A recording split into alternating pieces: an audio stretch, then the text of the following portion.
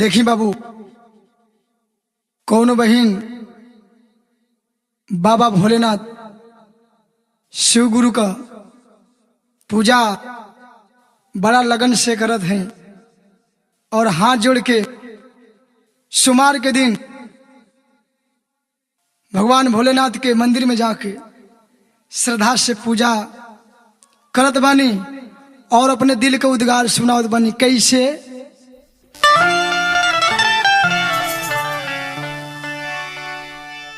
अरे भूखल बाली शिव के बरतिया,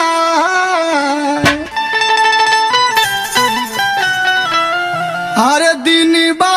सोमवार जी, अरे भूखल बाली शिव के बरतिया, आ दिन बा सोमवार जी, आज घरे आवत बाले भोला जी हमार जी, आज घरे आवत बाले भोला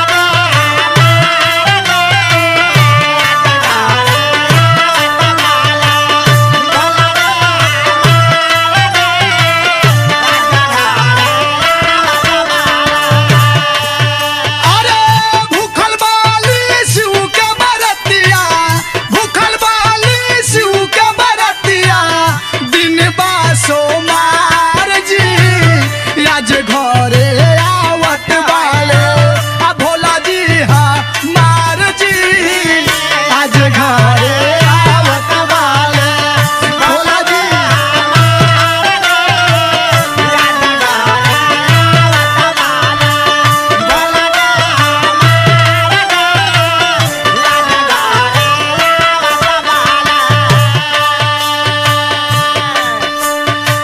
बतावत है बहन कैसे? अंगनाली पायल अंगनाली पायल आजू चौका पूरा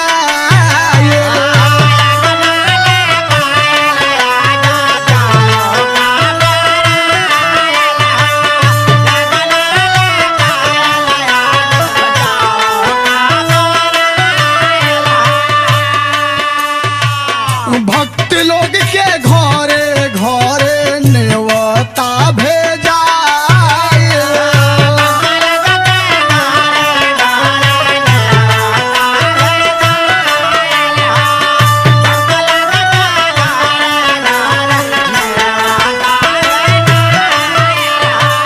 अंगनाली पायल आजू चौका पूरा,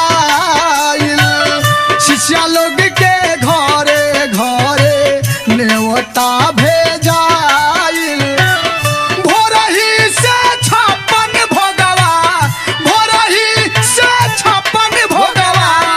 कैली तैयार जी, आज घरे आवत बाले, आज घरे आवत बाले आ भोला जी हमार जी, आज घरे आवत बाले भोला जी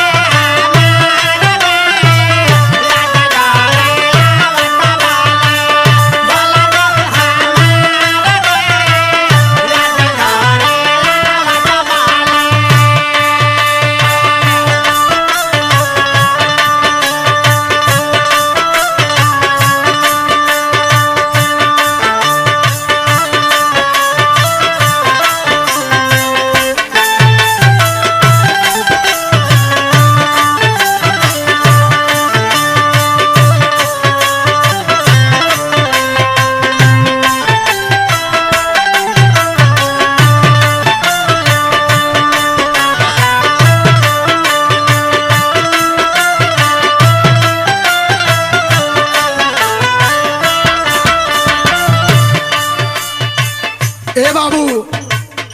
देवों के देव महादेव भोले शिव शंकर दानी डमरू वाले बाबू, ये ऐसा दुनिया के दाता विधाता बना कि ये दुनिया में उनकर एक अलगे पहचान बा। कैसे? बिछिया के कुंदन पहिले सफवा के माला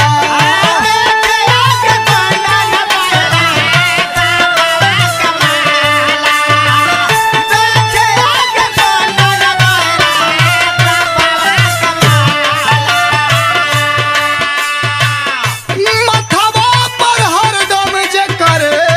चंदा सोहाला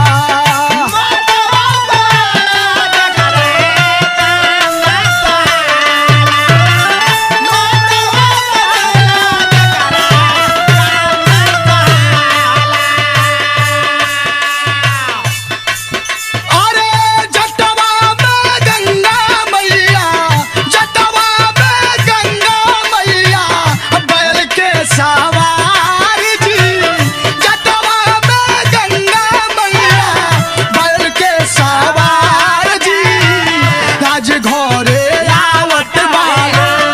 आज घरे आवत बाले भोले जी हमार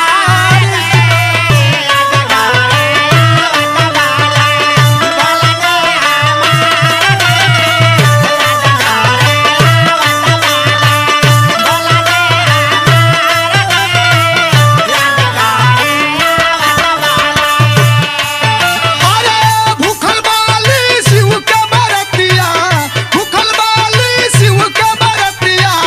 दिन बा सोमार जी भूखल बाली शिव के बरतिया